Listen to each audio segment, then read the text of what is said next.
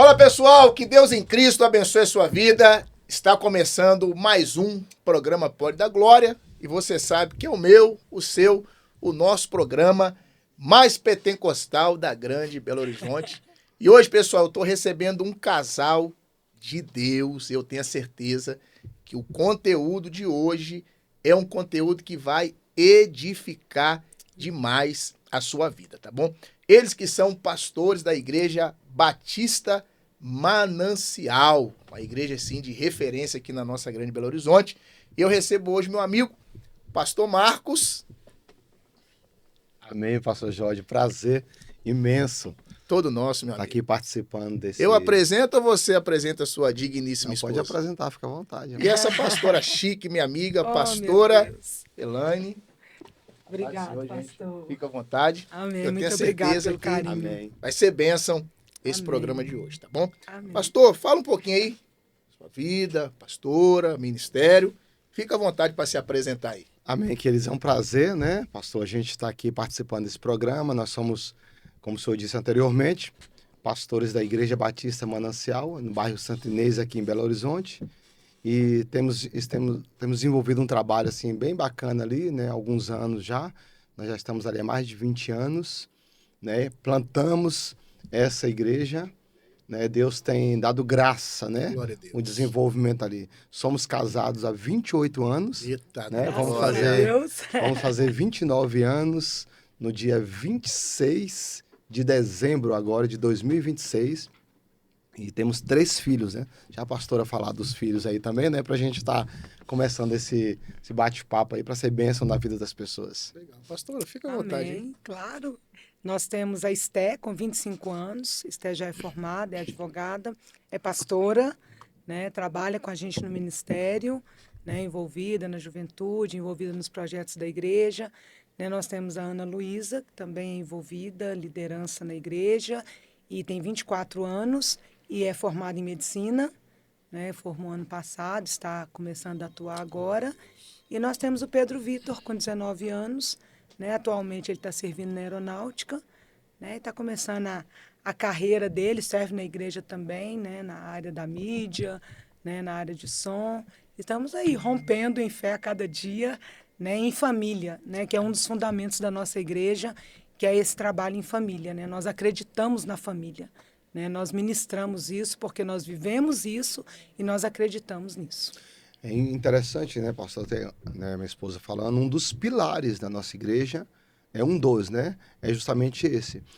Quando o Manancial nasceu, ela nasceu com esse cunho de resgatar em 2 vertentes. Primeiro, o valor da igreja família, que é essa questão da comunhão, essa questão da proximidade, essa questão da igreja de aconchego, de saber quem são os pastores, essa ideia do pastor misturado no meio da ovelha, né, essa ideia de resgatar o valor de igreja família. E, simultaneamente, a gente coloca mais um pilar, que seria o pilar da igreja família, de trabalhar com os valores e os princípios eternos de Deus para a família. Aí envolve, né, essa questão da construção de um casamento, de um relacionamento, esse núcleo familiar, de como construir a família. Recentemente, agora, né, nós saímos do mês de maio, Mês da família, o né? mês da família, onde o senhor até ministrou, no mês da família lá, onde nós fizemos os cultos da igreja, todos eles foram voltados, né, na parte dos domingos, numa temática de família, onde nós abordamos Deus de gerações.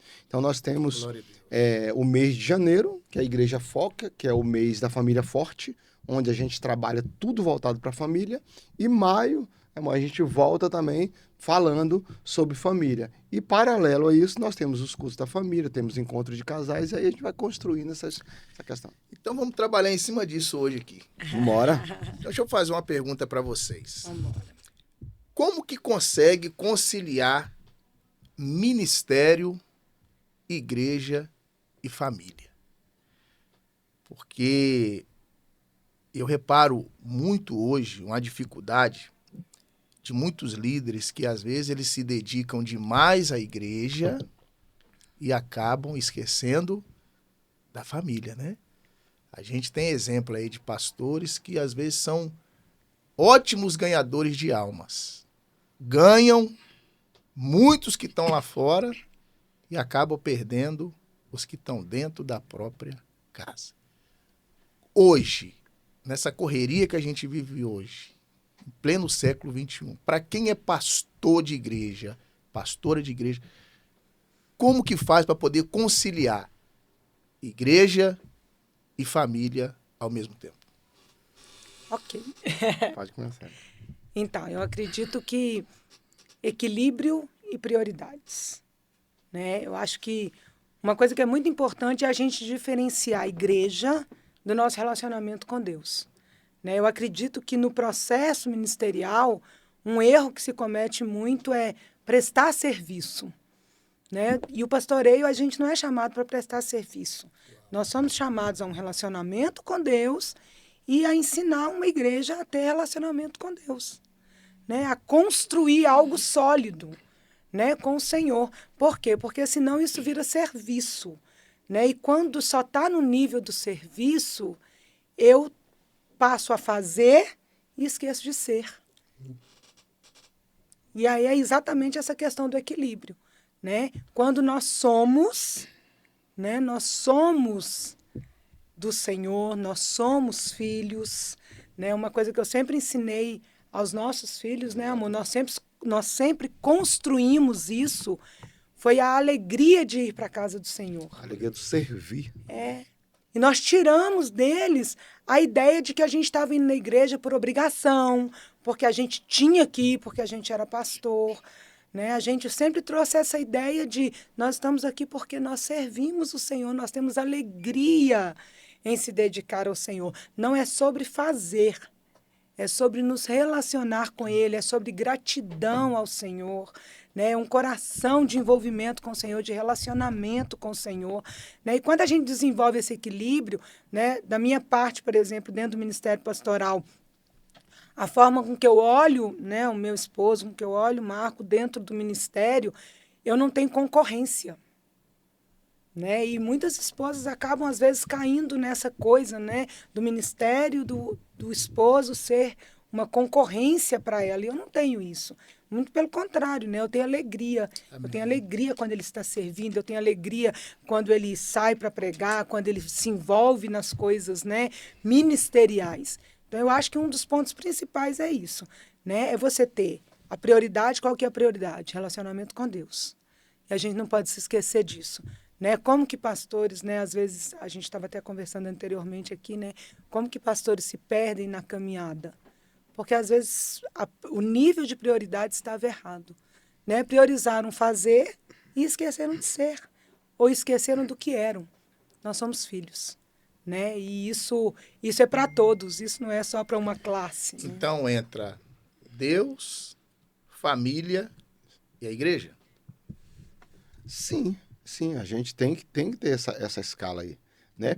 E quando a gente pensa, pastor Jorge, trazendo a questão, né, até essa ponte aí, né, nesse século XXI, igual o senhor colocou, de trazer e sustentar a família dentro desse pique, é justamente a gente pensar, né, igual a minha esposa colocou, de quando a gente tem isso claro, de que o ministério, ele, né, o ministério pastoral, ele não é título, ele é uma função. Amém. Né? Você é pastor ou você está sendo pastor? Quando a gente entende isso, de que não é título, é uma função, você vem na função para servir com gratidão, para servir com amor, para servir com alegria. Aí você traz os teus filhos para esse núcleo, para essa realidade. Aí eles compreendem que nós não estamos ali por causa de um título, nós não estamos ali apenas para uma profissão, nós estamos ali para servir. Aí eles servem com amor, servem com integridade, servem com alegria e se envolvem com a obra do Senhor. E isso é uma construção, né? Que é a ideia do equilíbrio. É a ideia do equilíbrio. Você trazer os teus filhos para esse patamar, você mostrar para eles esse prazer de servir. Né, foi igual a gente estava na ministração domingo passado, a irmã fez uma citação na parte da manhã, que uma das coisas que chamou a atenção do coração dela foi que quando ela veio para a igreja, ela viu que a gente pegava os meninos e ia para o monte. e levava todos os meninos pequenos para o monte, e ela ficava observando, gente, como é que o pastor e a pastora conseguem trazer essas meninas pequenininhas, tudo para o monte? Por quê? Porque a gente começou a mostrar para eles, desde a infância, do nascimento ali, Aleluia. esse prazer de servir. Então, hoje o senhor conhece o Pedro muito bem, conhece as meninas, a Ana e a Esther, elas servem com alegria, né? Esther esteve agora recente, né, nos Estados Unidos, né, no seminário, estudando, voltou com a mesma intensidade, com a mesma alegria. Então, esse equilíbrio é fundamental, é você mostrar o prazer de servir ao Senhor em família, né? Em família. E isso tem que ser uma coisa muito natural. Não existe imposição. E quando algumas pessoas impõem isso nos filhos, você tira o prazer, coloca a obrigatoriedade, aí no final o resultado não é legal. E aquele negócio de que filho de pastor é mais visto na igreja? Como que um pai pastor, a mãe pastor, tira essa responsabilidade da criança? Porque deve ser uma pressão violenta, né? Seu pai é o pastor, sua mãe é a pastora. Como é que tira essa responsabilidade, né? Porque forte. fazer entender que além do filho ser o filho do pastor, ser a filha, ele é um membro da igreja também. Sim. Como que consegue também fazer essa separação hoje? Porque eu acredito que hoje também, para quem é filho de pastor, caminhar debaixo dessa pressão dentro de igreja não deve ser fácil não, né? A gente sempre zelou por isso. A gente sempre teve um zelo. Inclusive, assim, foi uma coisa que a gente sempre ficou muito preocupado, foi de não falar isso para eles. Façam isso porque vocês são filhos de pastor, né? Tomem essa atitude porque vocês são filhos de pastor. Não, sempre quando a gente ia conversar com eles, né? E a gente conversou muito, Diversas vezes, né? né? N vezes, a gente sempre procurou falar o quê? Olha, façam isso porque vocês são filhos de Deus. Aleluia. Façam É um crente. isso porque vocês são cristãos. Façam isso porque vocês têm relacionamento com o Senhor. Né? Nós não fazemos isso, ou nós fazemos isso porque nós temos um relacionamento com Deus, porque nós estamos construindo algo com o Senhor. Né? Então, assim, e, claro, né, existe uma pressão natural da igreja, né? E no que diz respeito a essa pressão natural da igreja, por vezes, alguns queriam falar. Né? Eu lembro até uma situação né, que o meu esposo passou, que alguém veio e falou, olha, pastor, fulano fez isso, isso e isso, né? Fazendo referência ao Pedro que tinha aprontado na salinha, né? Você Isso, conheceu com uma quantos anos criança. ele tinha? 4, 5 anos. Uns 5 anos. Ela veio, mas ela... Que eles esquecem, né? Que é uma criança. Eles não vê ela como uma criança. Não, vê como o filho filho de do pastor e filha da pastora. E confesso que o Pedro não era fácil, né? Mas, Mas era criança. Era, mas ele era Exatamente. energia total e ele era estratégico, porque ele falava assim que o pai dele era dono da igreja. Então, o desempenho dele era de alto nível, ele é entendeu? Harvard, né? O desempenho dele era de alto nível. E aí, nesse dia, né, amor? Você lembra dessa situação, Lembro. né? E outra coisa, aí a gente, enquanto pastores, tem que tirar esse estigma. E é simples, assim, até a pergunta eu acho até simples. É você colocar a igreja no lugar dela. Ué. Entendeu? Tipo assim, eu tenho uma coisa muito franca com relação a isso. Quando aconteceu esse episódio, né? Legal. Veio, e a pessoa que veio, né, em outras situações também, a gente trabalhou isso, né, amor? Colocou isso muito claro, tipo assim, ó, você é filho de Deus, você é crente, você precisa ter um comportamento como qualquer outro jovem, criança, adolescente da igreja. Não é porque você é filho do pastor, filho da pastora. Então, quando veio ao meu encontro, foi assim, o pastor, porque o Pedro tem que ver que tá fazendo isso. Aí eu só parei e perguntei assim, quem mais? Fulano. Foi então assim, do mesmo jeito que você veio me confrontar, você agora vai no pai dos outros. Porque Pedro é menino como qualquer um outro aqui na igreja. Agora você vai procurar os outros. E nós trabalhamos isso, graças a Deus, você conhece a Manancial, a igreja é muito saudável, nós falamos isso, tipo, então, aqui é o seguinte, aqui é filho do pastor, não, aqui é Esther, Ana e Pedro. Então, assim, nós cortamos assim, pastor, Tramontina na alta. Não tem essa conversa, não. E nós zelamos realmente ao longo do processo, porque até a gente mesmo, né, tem hora que você quer colocar, né, você quer aproveitar isso, né, para não, olha o posicionamento, né? Só que a gente sempre zelou e sempre se resguardou realmente para não falar. Para não falar. Para não criar Sabe? isso, né? Porque senão cresce com essa questão. Debaixo desse peso. Eu sou filho do pastor. E aí Sim, parece que quando tem a sim. possibilidade de se libertar disso, Isso. aí o resultado é catastrófico. Mas hoje a gente vê... Tem muitas pessoas que reclamam, que eles falam o seguinte, os nossos jovens, eles estão entrando na faculdade, depois que estão entrando na faculdade, estão abandonando Jesus. Eu acho que muitos, na verdade, não é isso. Acho que muitos, né? Claro que existem casos e acasos. Sim. Eu acredito que muitos filhos de pastor vivem aquela vida presa na igreja e quando tem a oportunidade de sair da gaiola, meu amigão, Aí já foi. já foi. Não, e a gente quer até, né, chamar a atenção aqui, né, deixar alguns conselhos para os pastores que estão aqui, né, que vai estar nos assistindo, até uma dica, não coloque esse peso, não coloque essa armadura no seu filho que não é dele. Entendeu? Não coloque isso, não coloque esse peso sobre o ombro, sobre as costas, de que você é filho de pastor, você precisa andar assim, assim, assim. Não, ele precisa andar assim, porque é homem de Deus, mulher de Deus, independente da idade. Os nossos filhos... porque criança, jovem, adolescente pode estar casado na igreja. Não é porque é filho de pastor que o pastor vai colocar pastor, pastora, obreiro, missionário. Essa é a ideia que a gente quer passar e te dar esse conselho. Não coloque esse jugo sobre o seu filho, porque o resultado vai ser pesado, catastrófico e você não vai colher coisa interessante. Então, deixa a coisa acontecer, leve, suave, mostre que você é homem de Deus, mulher de Deus, por isso você vai servir com integridade e com verdade. Então, tipo assim, pastora, talvez vocês vão entender o que eu vou falar. Dentro de casa, é claro que não vai deixar de ser membro, mas é claro que não vai deixar de ser ovelha, mas dentro de casa é filho.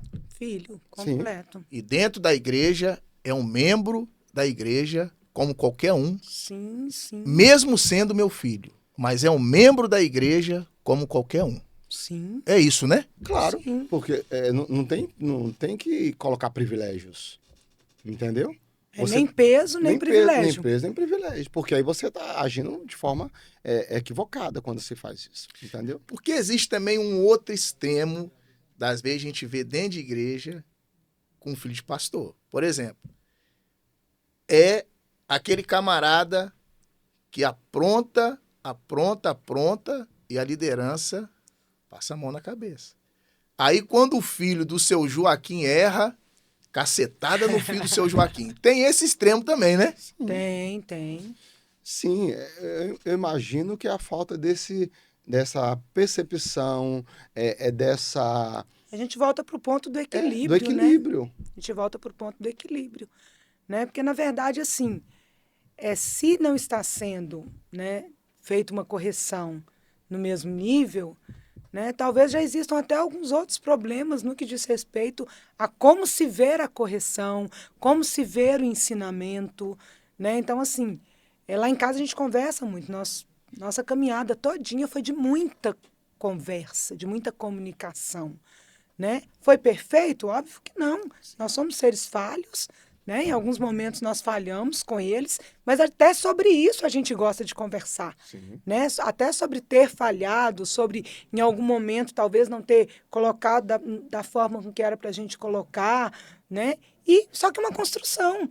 É uma construção, assim como o casamento é uma construção, assim como a amizade são construções, o relacionamento com os filhos também é construção, né? Mas o ponto de caráter, o ponto de ensinamento, o ponto de viver na palavra, né? São pontos primordiais, são pontos básicos, né? fundamentais. E interessante que a gente pensar, porque nós vamos fazer 29 anos de casado, mas nós temos mais de 30 anos de ministério, né? Eu vou fazer 30 anos, né? 30 anos que eu fui ordenado ao ministério. Né, ordenado. Porque todo sistema convencional, todo sistema de uma igreja tradicional, seguindo todos os... Você foi na época da Batista Nacional ou a brasileira? Da brasileira. A tradicional. A tradicional, que tem todo um rito, né?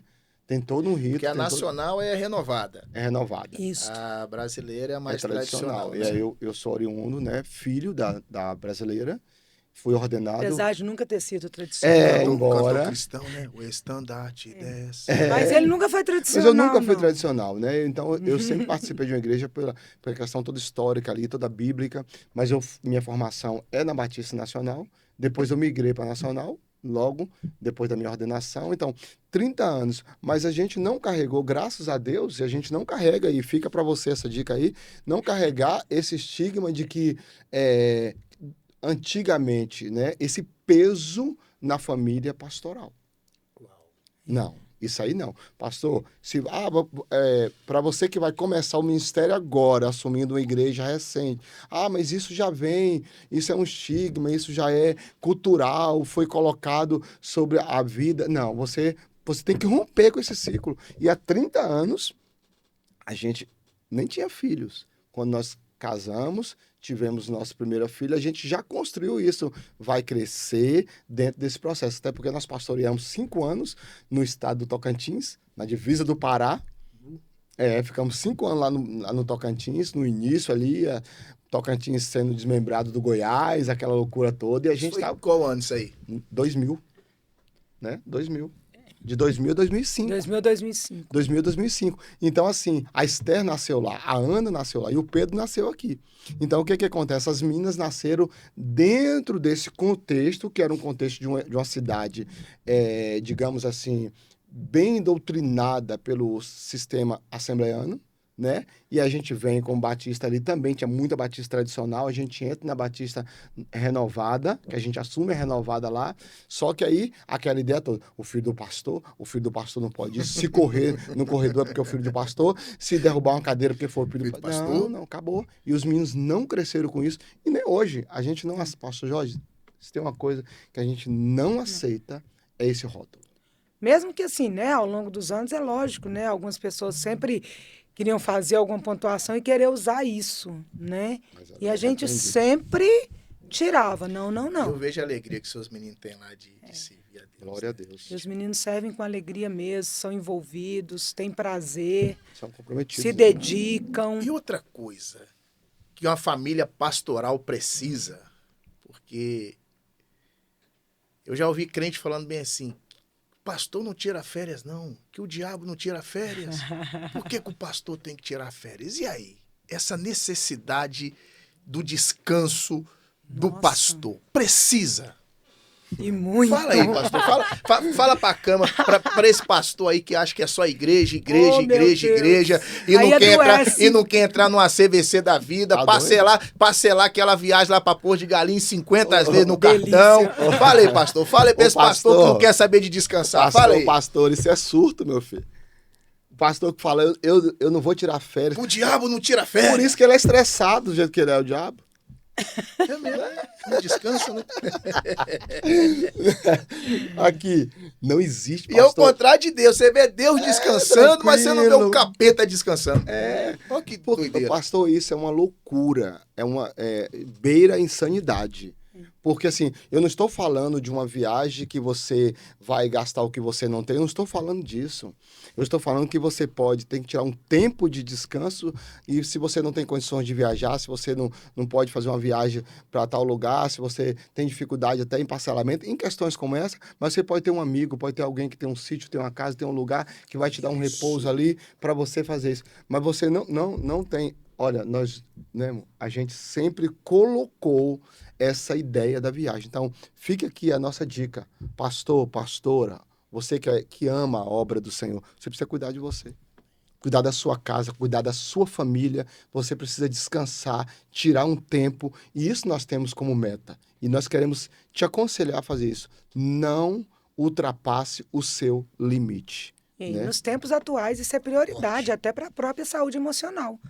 Né? Porque senão a saúde emocional fica comprometida e quando a saúde emocional fica comprometida, por mais desejo que se tenha de desempenhar o ministério bem, você vai ter situações em que você não vai conseguir desempenhar bem.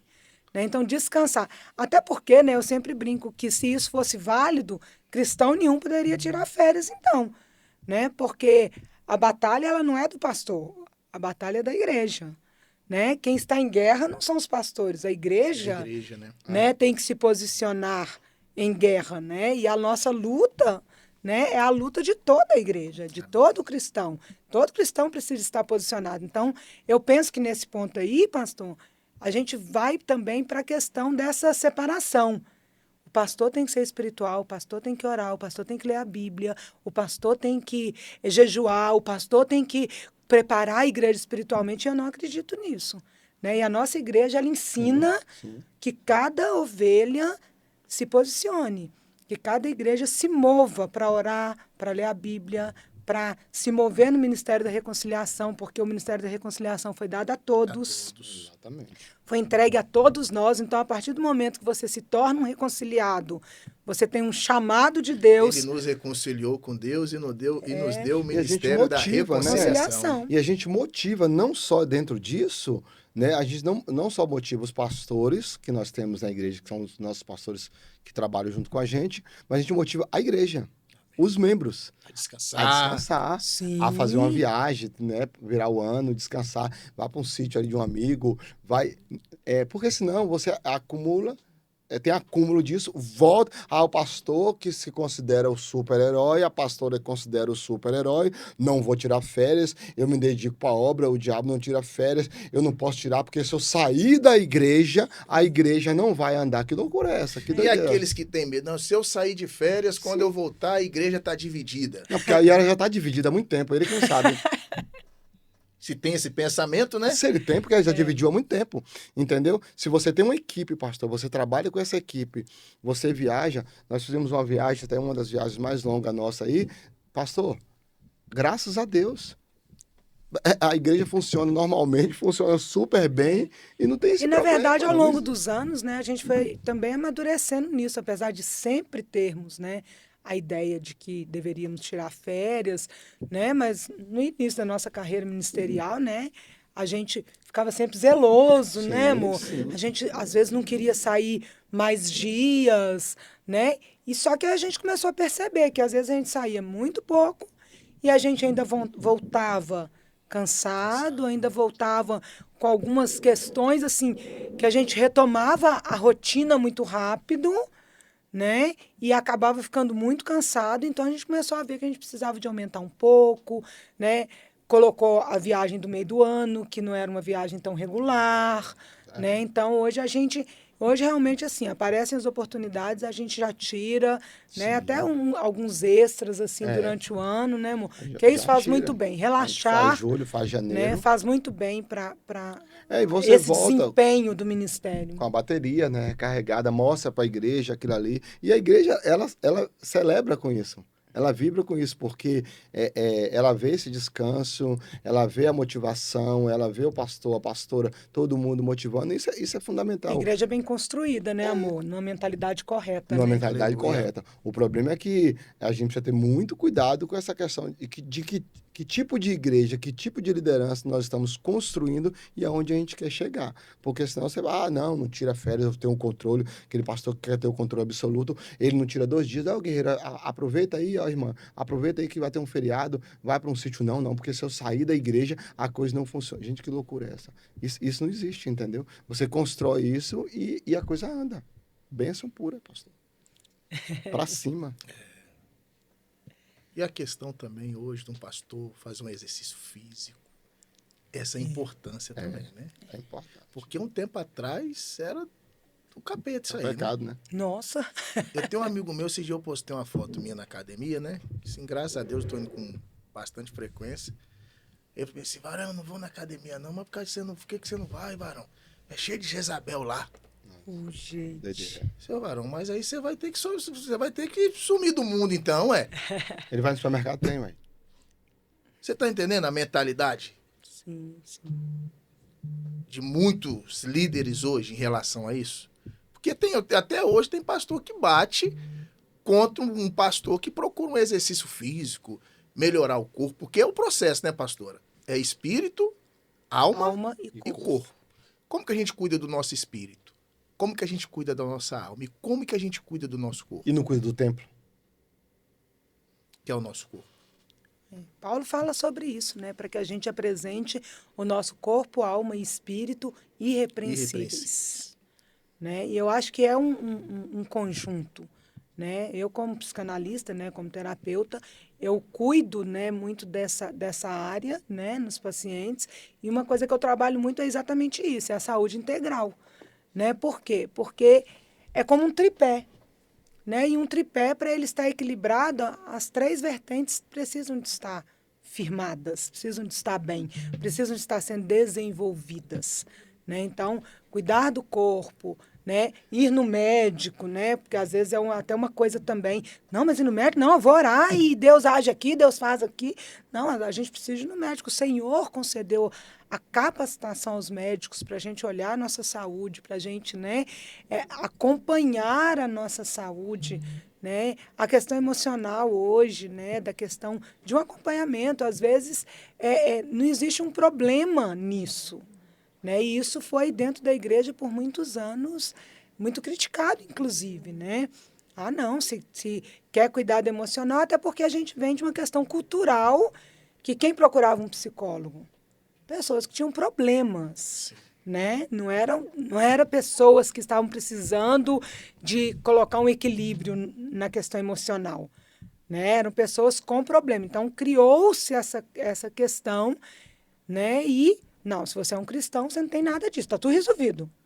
Só que não está tudo resolvido, os anos foram passando, né? E o porquê desse tabu de uma pessoa hoje que defende que quem passa por esses problemas psicossomáticos, né? Ah, tá. É demônio. A senhora que trabalha nessa área. E por que as pessoas estão adoecendo mentalmente hoje, pastora? Tá, aí são 2 questões, né? A primeira da questão, esse vínculo espiritual, essa mentalidade, né? Que desenvolveu-se ao longo dos anos uma mentalidade. Você vem para o Senhor, você aceita Cristo e está tudo resolvido.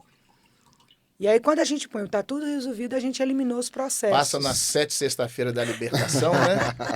Problema resolvido. E aí a gente eliminou os processos.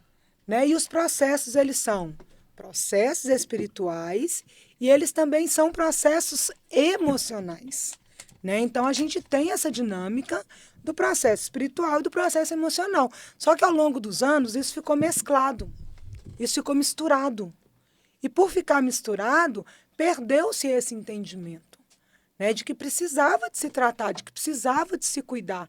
Ah, Deus faz? É claro que Deus faz. Eu acredito completamente, 100%, que Deus entra na nossa vida e Ele nos transforma completamente. Né? Mas Deus nos colocou aqui na Terra em processos. Né? E esses processos, eles são espirituais. Eu vou orar, eu vou ler a Bíblia, eu vou jejuar, né? Eu vou me dedicar a um tempo com Deus, mas eu também vou cuidar do meu emocional, eu também vou fazer um lazer, eu também vou fazer uma coisa que eu gosto. Né? Eu vou desenvolver senso de produtividade, senso de realização. Por quê? Porque essas coisas, elas vão gerando em nós. E Deus fez isso de uma forma muito perfeita. Né? Porque o que é gerado nisso? É gerado nisso os processos da liberação dos hormônios que nos trazem exatamente isso. Eu falo que Deus nos fez de forma perfeita. Né? A atividade física, liberação de hormônios que trazem sensação de prazer, sensação de bem-estar. Então, essa saúde integral ela é muito importante. Né? E nós te convidamos, né, como pastor, como pastora, como líder, a se envolver nisso, né? A entender isso de uma forma integral. Nós precisamos, sim, cuidar do corpo, da alma e do espírito. Por isso que é importante. A academia tá junto, pastor. E respondendo a sua segunda pergunta... É um conjunto, né? É um conjunto. Respondendo a sua segunda pergunta, nós temos uma questão cultural, né, de uma pressão, né, é um fenômeno social, né, a era da ansiedade, é o mal do século, né, a era da ansiedade. Nós temos contribuintes, né, que é o uso do aparelho celular, né, cansaço excessivo, cansaço mental excessivo, né? É o famoso, deixa eu dar uma distraída aqui, deixa eu dar uma descansada aqui, mas o celular ele não contribui para isso. o uso do celular, ele atrai o cansaço para você, né? O uso do celular à noite, né? A luz do celular impede a liberação do hormônio do sono. E aí, ao invés de você deitar mais relaxado, você deita com mais tensão, né? E a aceleração mesmo, né? A gente vive no mundo capitalista, no mundo consumista, né? No mundo do trabalho. E essa aceleração, eu costumo dizer que o sistema, ele é um sistema que vai te pressionando para mais trabalho, né? Eu faço relação lá com o Faraó, né? Quando o Faraó disse assim, dá mais trabalho para eles esquecerem essas imaginações. E as imaginações eram o quê? Era o povo sair para adorar a Deus. Né? Então, dá mais trabalho, libera trabalho para eles. E o sistema continua o mesmo. O sistema de Faraó nunca foi eliminado. Né? O sistema do mundo... Ele só evoluiu hoje, né? Ele só evoluiu, mas o sistema de Faraó disfarçado. Continua sendo o mesmo sistema. Né? O sistema do mundo dá trabalho para eles, que eles esquecem. Dá trabalho... O grande motivo hoje das pessoas, às vezes, não irem à casa do Senhor, buscar o Senhor qual que é? Estão cansadas. Elas trabalharam o dia inteiro, elas estão esgotadas, elas não estão aguentando tanto trabalho. Por quê? Porque isso vai só te empurrando. E eu sempre digo, olha, isso não vai diminuir. Isso são posicionamentos que nós temos que ter. Nós vamos fazer escolhas. Os limites, né? Que a Né? gente coloca. Nós vamos fazer escolhas. Nós vamos colocar limites. Nós vamos definir o que realmente nós precisamos, né? E o que é desejo. Né? Por quê? Porque dentro da nossa necessidade, enquanto cristãos, nós temos uma palavra do Senhor. Ele vai suprir todas as nossas necessidades. Forte, né, pastor? Forte. Então, é isso. Né? E aí, esse fenômeno, ele empurrou a gente para isso. Quem pode mudar isso? Posicionamento. E hoje é um posicionamento muito Tá, pessoal. a senhora falou algo muito interessante aí sobre a questão disso aqui, telefone. Uhum. Pastora, se isso aqui, mas pastor Marcos, causa um mal violento em nós, que já tem uma mente cefálica formada. Agora imagina isso aqui na mão de uma criança. É claro que a gente não está aqui para educar pai e mãe de ninguém. Mas vamos lá. Para que uma criança de 3, 4 anos precisa de um telefone na mão hoje? É tenso. Hoje, na verdade, né, o celular na mão da criança é o recurso do pai para ficar livre. A substituição. Substituição. Então, quando eu coloco o celular, é para o menino ficar quieto, é para o menino não dar trabalho, é para o menino deixar eu fazer minhas coisas. O celular vai dar. Eu não quero conversar, o desenho do celular vai conversar. Eu não quero dar tempo de qualidade, o celular vai dar. Entendeu? Então, ele faz uma substituição. Ele troca o tempo dele em detrimento de dar o tempo pelo celular. Já tem algo sendo falado, né, com relação ao emburrecimento da sociedade. A sociedade tem se tornado mais burra, né? Com aspas, nesse emburrecimento aí, né? Por quê? Porque é muita informação, né? Informações de 15 em 15 segundos no TikTok, e se for mais do que 15 segundos, às vezes a gente já demorou muito. E acelera, né? Aumenta a velocidade. Não, então aumenta a velocidade para assistir, né? Mas pouco conhecimento. Por quê? Porque o conhecimento, o que o conhecimento faz? O conhecimento, ele gera transformação. Se você tem um conteúdo de conhecimento, ele vai gerar transformação. E o nosso país, Brasil, nunca foi um país voltado para a leitura, né? Que já é um problema. Antes de rede social, a gente nunca foi um país voltado para a leitura. Sim. Então, depois que chegou a rede social, isso aí deve ter piorado na nossa nação, né? Sim, sim. Porque o celular é bom, é excelente. Tem excelentes recursos. Né? Tem excelentes oportunidades. Eu falo, o meu trabalho hoje, mais de 80%, né, do meu trabalho na psicanálise, né, na terapia, ele é feito via o uso do celular, né, que me dá a oportunidade de eu atender pessoas no Brasil, fora do Brasil. Né? Então, assim, os próprios conhecimentos que você adquire, né, a questão é bom uso.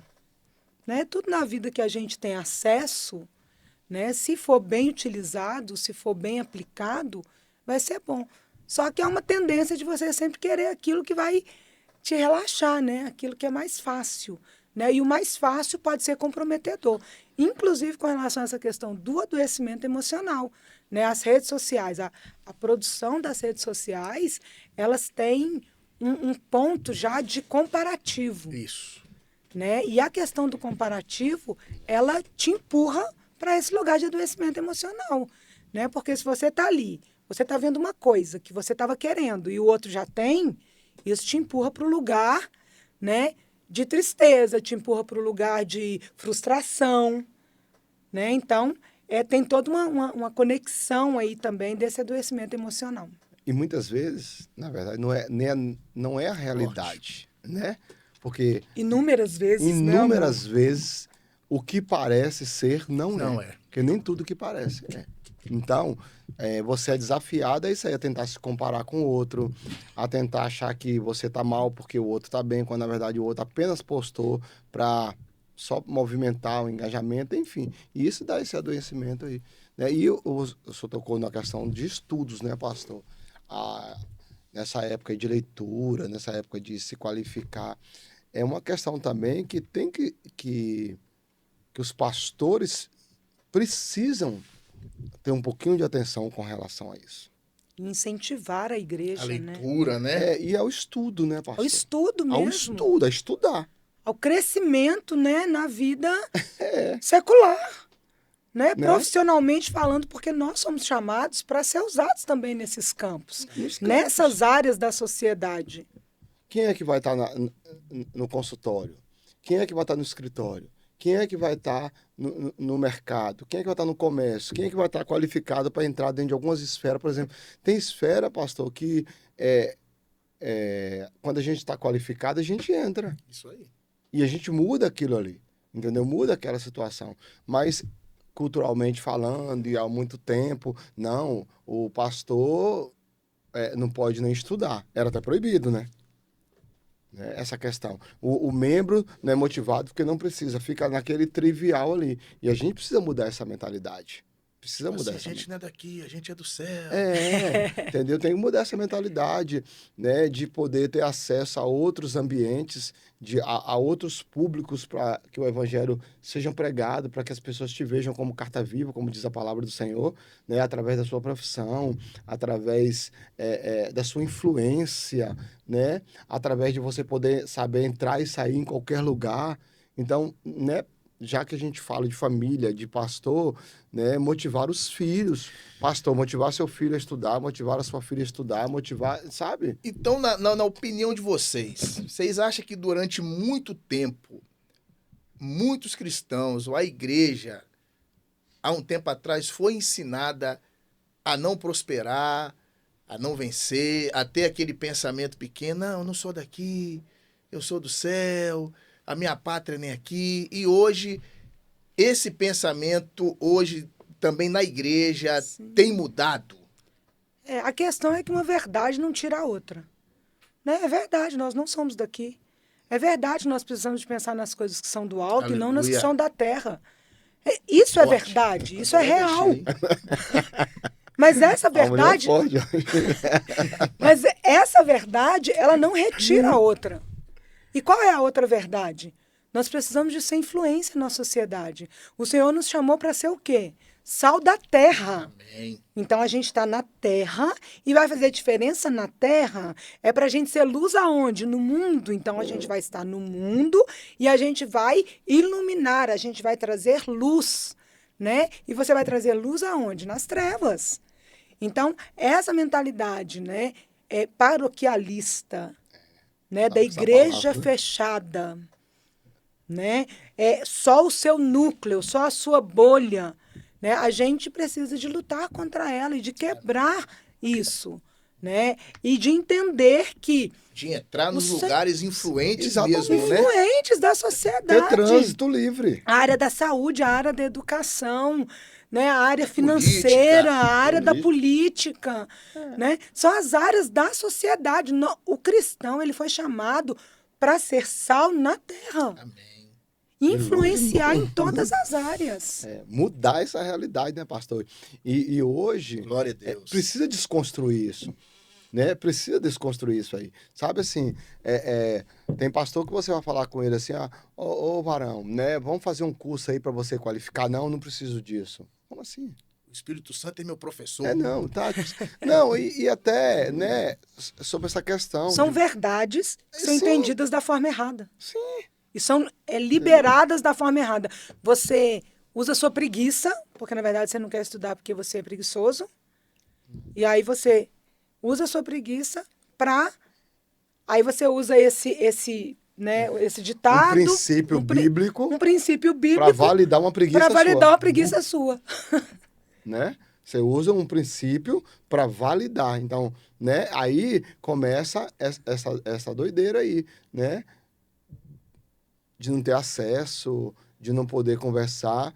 Assim, tem pastor, tem pastora, nós estamos falando sobre isso aqui. Né, nesse campo aí, Jorge, que não consegue o pastor entrar num lugar e fazer uma influência naquele lugar ali. Né? Porque o cara às vezes não sabe nem falar. Então, assim, eu realmente, assim, eu sou suspeito em falar sobre isso, sabe? Esse homem ama os estudos. Eu sou suspeito, sabe? Então, assim, você precisa, né? Eu fiz, assim, os meus 4 anos de teologia, né? Porque na minha época fazia 4 anos. Era internato? No internato. Internato. Morei no internato, fiz 4 anos, tempo integral. Não fiz os últimos, que eu casei, aí eu saí do internato, porque eu tinha casado no último ano. Então, mas morei no internato, estudei, mas não fiquei nesse campo apenas. De falar assim, tenho a minha qualificação teológica, tenho tudo, mais de 20 anos de docência de teologia, mas a gente precisa pensar que a igreja, ela tem condições, através do seu pastor e através da sua pastora, tem condições de alcançar voos maiores. E aí você é impulsionado para isso.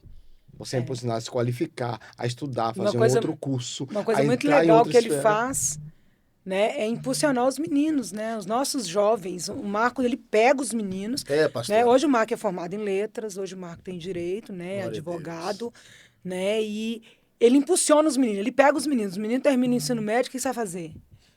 Não, eu tô olhando, mas você tá pensando em quê? Não, peraí, o Marco já fez até inscrição de vestibular. De jovem da igreja, para poder estudar, para poder entrar para a faculdade, entendeu? Por quê? Porque isso é importante, né? É para crescimento, é para desenvolvimento. Para que ele vá lá e fale assim, ó, por exemplo, hoje, pastor Jorge, assim, eu tô fazendo mestrado, né? E hoje ele ama. Glória a Deus. Hoje na minha sala de mestrado, as pessoas me chamam de pastor. Que bênção, pastor. Porque ali o senhor conseguiu influenciar o ambiente. Sim. E eu tô num ambiente de alunos, né? Digamos assim, que eu tô lá pela misericórdia, pela graça, né? Foi uma porta que Deus abriu para ele. Deus abriu. Mas eu tô num grupo que tem um nível acima. Pastor. Acima, profissional, acima da média de inteligência. É um nível... Ok, mais elevado. É conversa onde separa os meninos dos homens. Mas, o que acontece ali? As pessoas não me veem apenas como um aluno do mestrado. Te enxerga ali como... Eu sou chamado um pastor. Glória a Deus. O professor me chama de pastor. Aluno, colegas, quer dizer, me chamam. Então, é sobre isso, entendeu? Do pastor entender que ele é excelente no chamado, na vocação do que Deus designou. Mas ele também pode ser excelente numa outra esfera. Deixa eu dar uma mexida nesse programa aqui, que tá faltando 10 minutos pra gente encerrar. Bora. Passa rápido. Já que a gente tá falando da vida do pastor, ministério, o pastor hoje pode ensinar política na igreja? E deixa eu fazer uma pergunta polêmica aqui. Meu Deus. Um crente genuíno, cheio do Espírito Santo, ele defende uma política de esquerda? Eita, vai lá, pastor. Vamos esquecer agora Bolsonaro, Lula, Até levantei. Vamos lá. Vamos explicar, gente. Vocês têm que entender que não tem nada a ver com Lula. Não tem a ver com esquerda. Não tem nada a ver com Bolsonaro. E eu vou falar uma coisa com vocês. Se Lula for de direita, eu votava no Lula. Vamos lá. Peraí. O pastor pode ensinar política. O pastor não pode fazer politicagem na igreja. Tá? Beleza. Ensinar política ele pode. consciência política, consciência de democracia, consciência de segurança pública, consciência de relacionamento, consciência de direitos fundamentais, consciência de valores, consciência da Constituição, isso é política. Consciência de família, isso é política. Ele vai ensinar, agora ele não vai ensinar politicagem dentro da igreja. Para a gente aguçar mais ainda, a pastora vai falar, né? Aí você falou sobre essa questão da esquerda. Eu vou dar minha Porque palavra. tem muito cristão que não entende o que é esquerda e o que é direita. Tá. Fica nessa guerra Lula, Bolsonaro. Lula, Bolsonaro. E o negócio não é isso. A questão são os valores. Isso. Vamos lá. O que uma política defende e o que a Exatamente. outra defende. Porque para mim, um cristão, tô falando um homem de Deus, mulher de Deus, Cheio do Espírito Santo, que nasceu de novo. que nasceu de novo, cheio do Espírito Santo, que vota e que defende um viés de esquerda contrário aos princípios eternos da palavra do Senhor, não é crente. Então vamos lá. E o que a esquerda defende? Tudo que é contrário aos princípios da palavra a nível de moralidade. Cita 3 coisas aí, vamos lá. Isso aqui vai gerar um código, ano por isso, nós temos que soltar isso aí. 3 coisas que a esquerda defende que é contra a palavra de Deus. Vamos lá. Primeiro, desvalorização da família. Top. Primeiro, desvalorização da família. Segundo, desconstrução dos princípios bíblicos. Terceiro, uma balbúrdia dentro dos relacionamentos interpessoais. E se quiser mais alguma, completamente uma desvalorização dos valores econômicos dentro da família a nível financeiro, que destrói toda a casa. Dá uma resumida nesses 3 itens que o senhor citou aí. Desvalorização da família. O que é isso que quer fazer com a família? O que é que eles querem fazer com a família? Isso. Acabar com o núcleo principal, desvalorizar. Implantar valores contrários à palavra. Se desvalorizar a família, pastor, dentro do princípio, acabou com a sociedade. Entendeu? A família sempre foi base da sociedade, né? E sempre foi respeitado isso ao longo dos anos, né?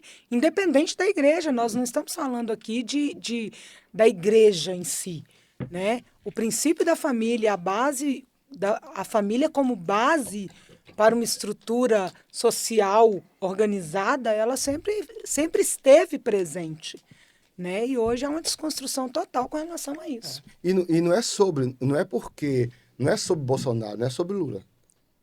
É sobre uma quebra de princípio bíblico.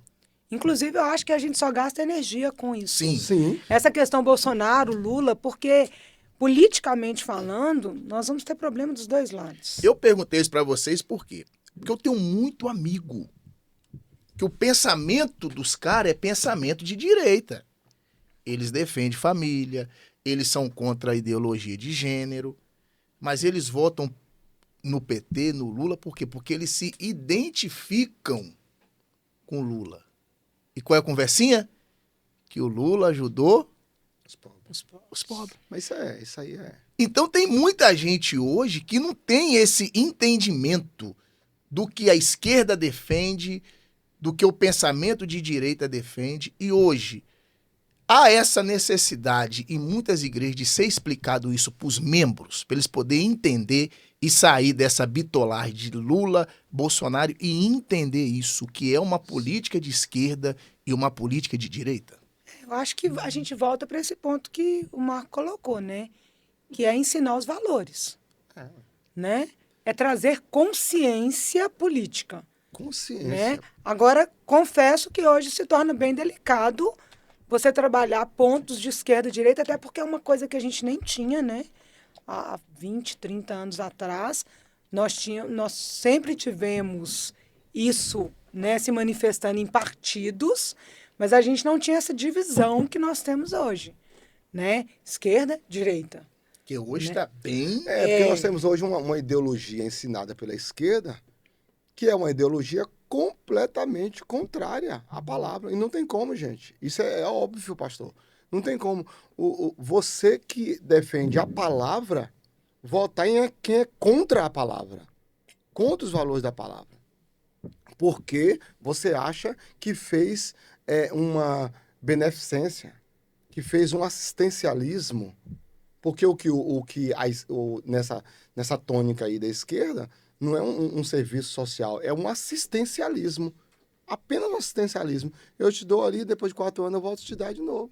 Não tem uma consciência de construção econômica, de valorização do trabalho, de valorização do conhecimento, de valorização da pesquisa, de valorização da palavra. E são de uma essas vida com Deus. consciências que podem, né, dentro do ambiente da igreja, serem trabalhadas. Sim, e esse ano eles estão fazendo um palanque político em cima da escala 5x2, né? 6x1, né? Contra 6x1. Isso, contra 6x1, né? E que a gente estava até conversando sobre isso. Foi. Se a pessoa tiver o mínimo, não precisa ter muito conhecimento, não. Tiver o mínimo, um pouquinho só, ou então esforçar a massa cefálica, vai ver que isso é um desastre. E lá na frente vai ter a colheita. Mas aí disso. que tá o negócio, pastor. Uma falácia dessa é algo populista. O povo gosta disso. É porque o povo gosta de pão e circo, O povo gosta disso. Aí entra a política de quê? Do dividir para dominar.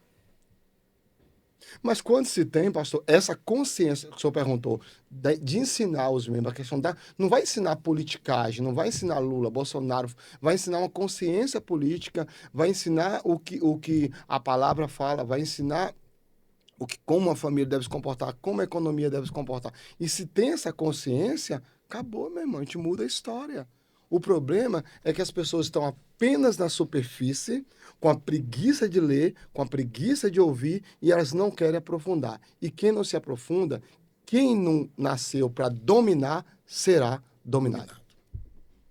Ou você domina, ou você será dominado por alguém que não tem consciência desse fator aí, que é questão social, questão cultural, questão familiar, princípios bíblicos. Pronto. Aí domina, aí te dá. Aí o cara te dá um vale isso, te dá um vale aquilo, te dá um vale outro. Aí vai alimentando esse espírito da preguiça, vai alimentando esse assistencialismo e o cara Uma mentalidade de escassez, né? Eu tava, pra gente encerrar, nosso tempo já voou 11 horas, viu? 1 hora rápido. Eita. Eu tava estudando esses dias sobre a Venezuela. Em 1950, a Venezuela, se eu não me engano, acho que era o 5º país do mundo. Maior produtor de petróleo, né? Aí entrou, acho que foi o tal do Hugo Chávez, né? O chavismo. E dominou.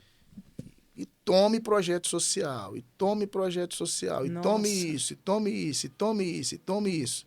Olha o que a Venezuela virou. Um país que era, em 1950, acho que a quarta ou quinta maior potência do mundo. De tanto programa social, olha o que a Venezuela virou hoje. Porque aí Não é aguenta. essa ideia do programa social, é a ideia do assistencialismo. Eu só te dou aquilo ali, mais nada disso. Aí fica alimentando esse espírito de escassez, esse espírito da miséria, aí vale para tudo, e sou empresário, pastor. Qual a dificuldade você tem hoje de contratar uma pessoa? Hoje a pessoa, ela prefere trabalhar para você, para você assim, deixa eu continuar trabalhando contigo, não assina minha carteira não, porque eu não quero perder o meu Bolsa Família. Eu te falo isso por uma realidade. E eu tô te falando, E aí os eu tô te crentes falando, que tá dentro da igreja que tem essa mentalidade. O que a gente faz? Eu tô te falando, aí eu vou... Põe pra ler a É aí Bíblia. que tá o B.O. Entendeu? Vocês são pastores de igreja? Me explica isso.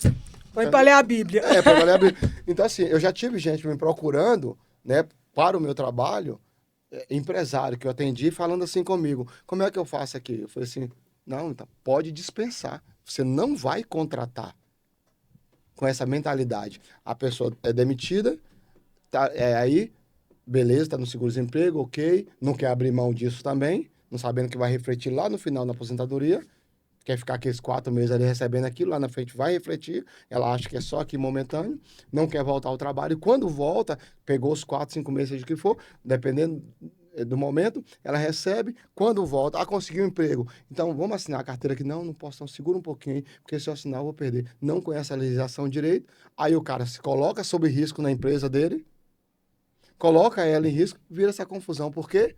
Pelo assistencialismo, que ela não quer abrir mão de uma consciência, de romper, de crescer, de trabalhar e não depender de migalhas e de miséria. Essa consciência política, sim, precisa ser ensinada. E a pastorado tem que aprender isso.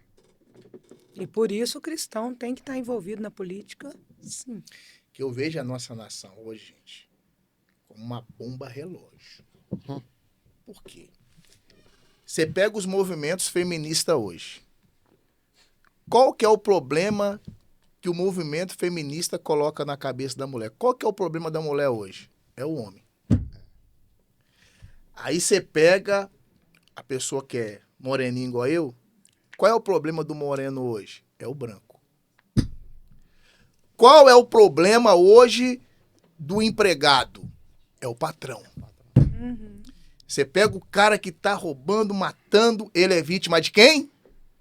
Da sociedade. Então, eu vejo a nossa nação hoje, pastor, como uma bomba relógio, devido a essa política que a gente tem hoje, esse dividir para dominar. Só encerrar, como se quebra isso aí, pastora, pastor Marcos, trazendo esse ensinamento para a crentaiada hoje. Na palavra, pastor. Se quebra na palavra, na oração, na sensibilidade.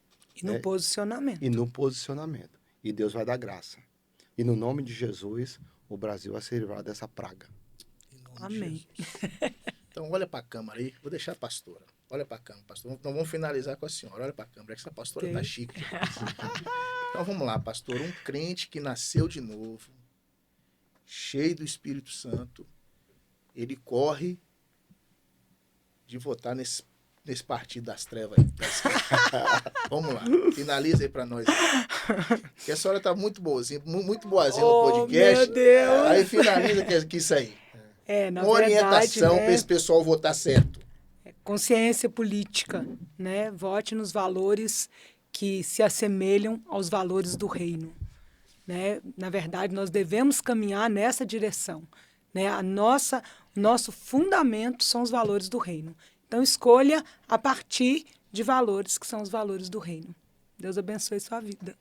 Glória a Deus. Pastor Marcos, finaliza aí com a palavra e a gente já vai encerrar mais um programa para a glória de Deus. Vou rápido, 11h05. Pode dar glória. Voa, pode dar glória. Aleluia. Amém.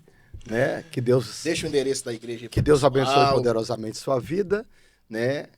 Esperamos profundamente que essa conversa venha agregar valores. Amém. E queremos te convidar. Se você quiser nos conhecer, vai em nossa igreja Batista Manancial, Rua Campanário, número 84, bairro Santo Inês. Eu vou estar lá à sua disposição, a pastora, os outros pastores, e pode ter certeza que o Manancial é uma igreja de gente feliz, vai te acolher com muito carinho, e nós estamos ali junto e misturado no meio do povo. Glória a Deus. Você que acompanha esse programa, que ainda não é inscrito no nosso canal, tá? Vai estar um sininho aí, você clica. Vai ter um negocinho assim para você compartilhar. Você compartilha. Manda esse vídeo aí para sua família. Manda esse vídeo para seus amigos, que eu tenho a certeza que foi um conteúdo muito abençoador. Tá? Você que é pastor, você que é filho de pastor, manda esse vídeo aí e eu tenho a certeza que vai ser uma bênção em nome de Jesus. Que Deus em Cristo abençoe e até o próximo programa. Pode dar glória, se Deus quiser. Deus te abençoe em nome de Jesus.